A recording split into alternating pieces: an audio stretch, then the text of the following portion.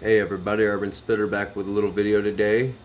Today we have some things to go over that I may have misspoken on or given misguided information. So I'd like to make a video correcting that. Also, I'd like to say that I got my MRI results back. It is a complete tear of my excuse me, my UCL ligament right in here. So on Monday I'm gonna find out from the surgeon himself whether or not if I'm going to need surgery or if we can do it like by, immobilization, let it grow back and heal by itself, stuff like that. Technically, I'm supposed to be wearing my brace, but honestly, for a torn UCL, I don't know if anybody's ever torn one before. Me personally, I tore it just a couple, like not even, I tore it last Monday, so a little over a week ago, about 10 or so, 12 days, 13 days. I tore it about that last Monday, we'll say on the 6th. And from there, I've been able to just kind of just work it out and, get it back to mobilization and work it out and stuff. So my personal opinion on a torn UCL, do they hurt? For me personally, no, they do not. It didn't hurt when it happened. It throbbed for maybe 2 days and then it just went away. Pain went away. I was able to move my thumb. Was able to kind of gain a lot of back like stuff with it.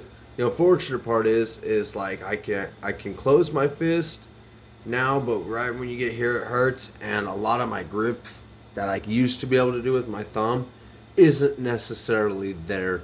So that being said, I'll tell you guys more on Monday what's going to be happening, whether or not I'll be facing the knife and if I'll be going under the knife or not. So expect to hear some positive news is what I'm really praying and hoping for, and really kind of just hopefully moving towards that direction of just rehabilitation, keep it immobilized and just let it heal on its own. And I think I'm having a positive outlook that that's gonna be the outcome, but one may never know. But positivity, faith, and just constant prayer, and just it's out of my hands at this point. So he wills it, it will be done. So that being said, the false information I was talking about that I might have misspreaded were in regards to the review of Kodiak wintergreen long cut. So that being said, after I had that Kodiak wintergreen long cut, I got to thinking to myself. I said, is it really better than Grizzly? Am I getting it backwards? Am I giving out falsified information? Am I saying that this is like an overpriced Grizzly? That being said, myself, I went out and bought some Grizzly wintergreen long cut. Personally, the store I got it from, this is the first time I've ever gotten Grizzly products fresh as this.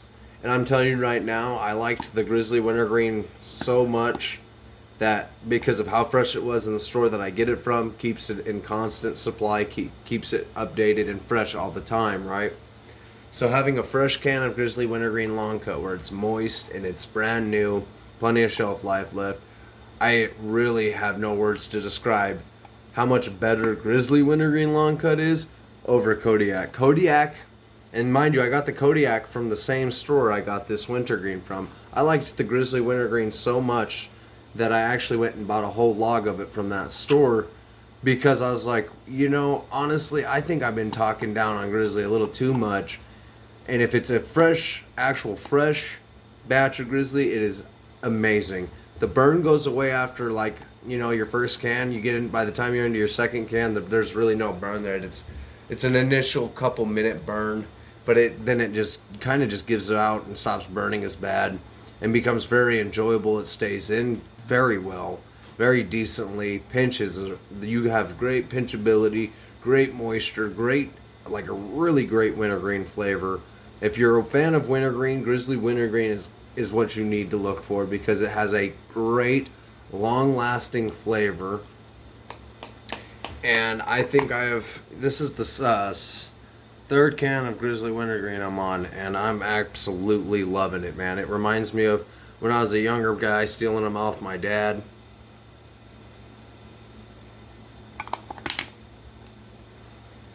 And just being a little son of a gun, taking them out and stealing them can at a time when he'd buy a couple logs at a time. and just get my dirty little hands on them. And so when it's fresh like this, it's actually very enjoyable. Like right now, I really don't have but nothing, not even really a hard bad burn.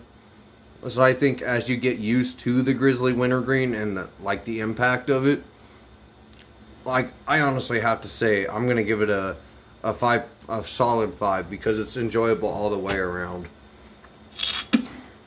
Honestly, I don't know why you would pay the $3 or $4 more for Kodiak when Grizzly wintergreen's cheaper and a lot better with a more impactful flavor,